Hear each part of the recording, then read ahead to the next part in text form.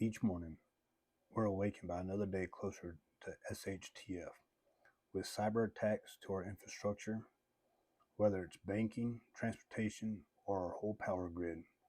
Multiple wars going on with the U.S. stepping closer and closer each day to entering the wars. Our normal day to day lives where we go to work, stop at the grocery store where the shelves are full and plentiful to make dinner, to watching our favorite show with the family before taking our long hot shower before you go to bed in your nice cool room. That could all change within hours. If a major national event was to happen today, would you and your family be prepared? Did you know that most American families have less than 1 week's worth of food and water at their house?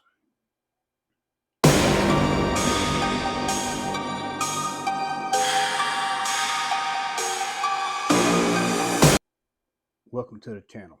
In today's video, I'll be going over how to survive the first 100 days after SHTF.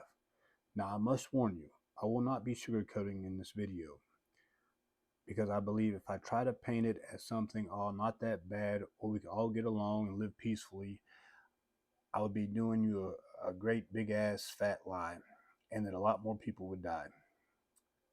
So in this scenario, we're going to say that the US have been hit with an EMP, one of the worst scenarios that could happen besides an all-out nuclear war. This means that most, if not all, unprotected electronic equipment would be damaged and not working. So ATMs and banking would be offline, meaning there would be no way to draw out your money to buy food, water, or other supplies needed. The medical and police services would collapse. The grocery store's plentiful amount of food would be wiped out or spoiled within the first week and would not be restocked due to the logistics coming to a screeching halt. The first 24 hours after a major event should be relatively calm due to the nature that most people would still be wrapping their heads around what happened and thinking it's just temporary and that the government would come to their rescue, when in fact this is your short window to decide what are you going to do next.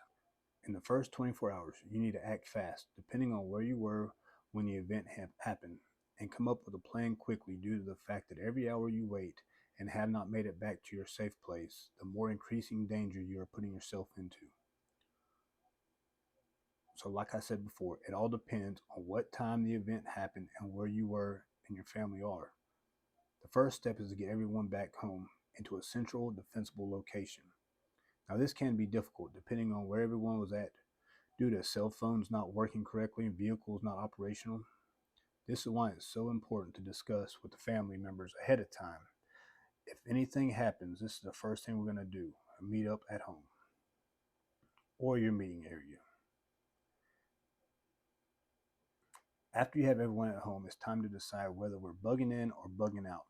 Typically, you stand a better chance bugging in than bugging out, but certain hazards may mean that you and your family might have to bug out.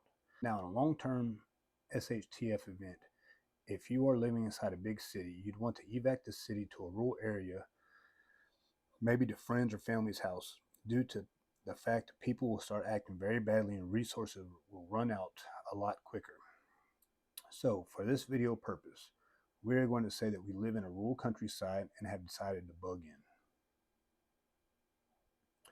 Water should be the top of the list. It's time to fill up on water. If you're on city water, it's important that you know that water will go off. Depending on how many people are filling up as many buckets, barrels, and pots to capture water, your water could last a couple of days, maybe a week, but it will go off.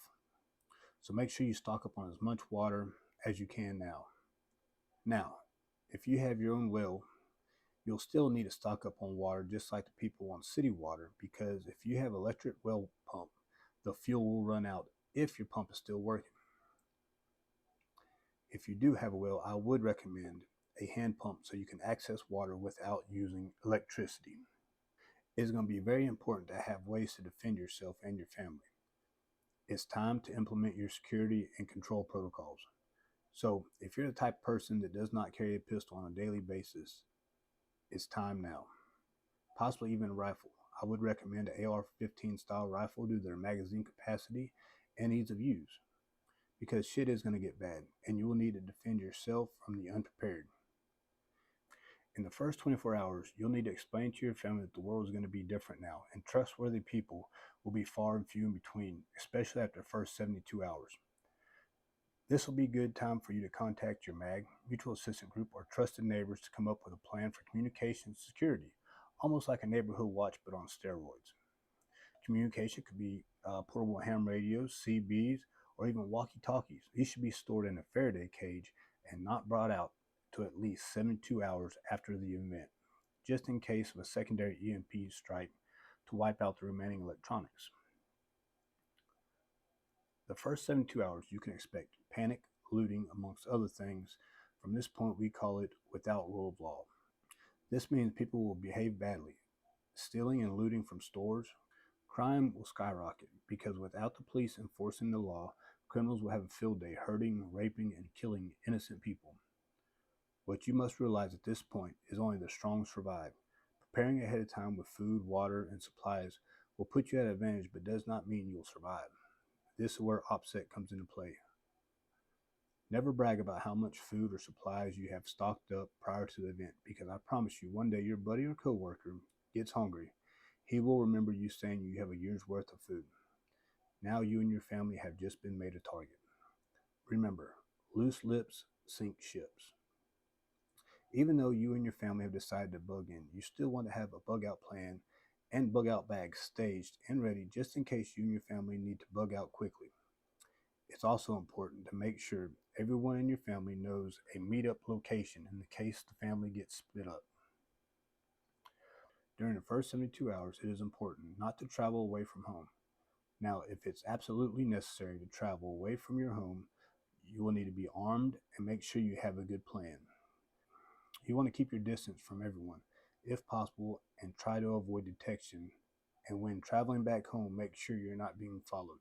If you think you're being followed, do not go back home. Matter of fact, walk the opposite direction, either until you've lost your tail or confronted your follower and advised him that it'd be in their best interest to quit following you. Also, at your house, you want to implement a 24-hour watch where at least one person is on guard watching to alert other family members if they observe something.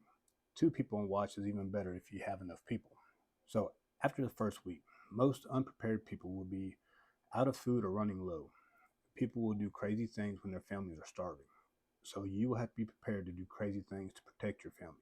Some tips and tricks to surviving is to black out all windows, making sure no light is allowed to be seen through the windows at night, allowing people to see inside your home. Boarding up windows on the outside with shooting slots could help defend your home from the inside. It is recommended that no activities outside the household should go on after nightfall. All windows and doors need to be locked and secured. Everyone always needs to be armed. Another thing to remember is the smell of food travels, and hungry people will follow their nose to your house. Try to cook quick meals and use limited spice if all possible. After the first month, many people have died rather from lack of medical, maybe murdered, poor hygiene, or starved to death. Even though you've made it this far, you are not out of the woods yet. As a matter of fact, now you'll have the people that stayed in these cities will be leaving the city and coming to the country where they know there's gardens, cattle, chickens, and so on. You may have people come into your house to snag or steal chickens or killing cattle to eat beef.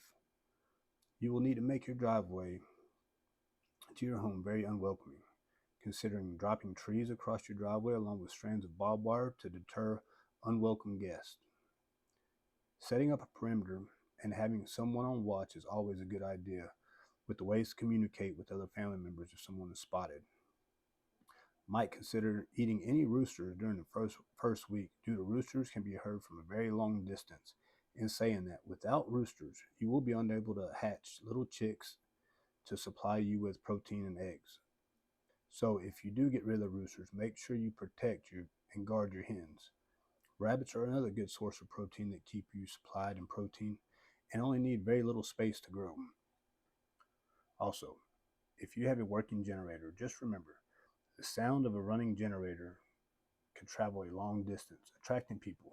So if you're going to run a generator, I would highly advise you to make an enclosure to reduce the sound. From 30 to 100 days, your supplies will be dwindling down. It is important, if you want to survive, is take advantage of collecting rainwater to refill your water supply if it's safe to do so. Water that you catch or retrieve from streams, rivers need to be treated either with purification tablets, bleach, bowling, or even using a water filter. Waste nothing and learn to forage. Trap animals, as gunshots, even though easier to take down animals, can be heard from a long distance. Guns should only be used when absolutely necessary. Save seeds from fruit and vegetables to replant in your garden.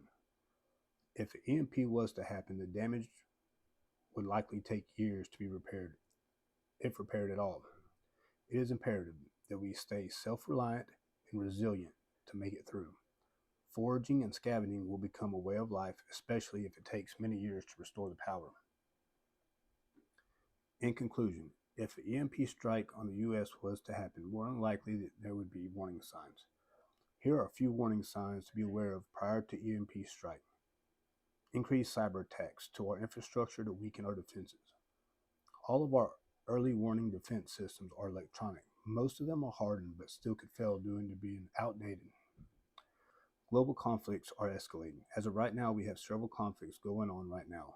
Russia and Ukraine, Israel and Hamas, Iran, and possible China and Taiwan. With the U.S. giving aid and weapons to our allies, we're also in a war. They just have not came out and told us yet.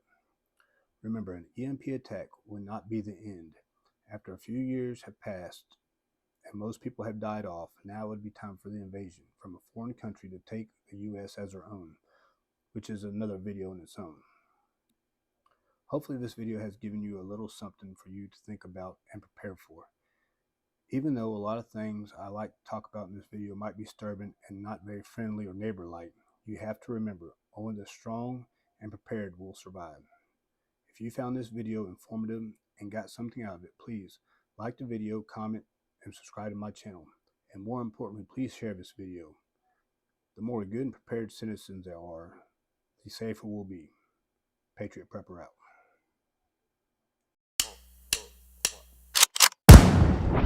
They call me a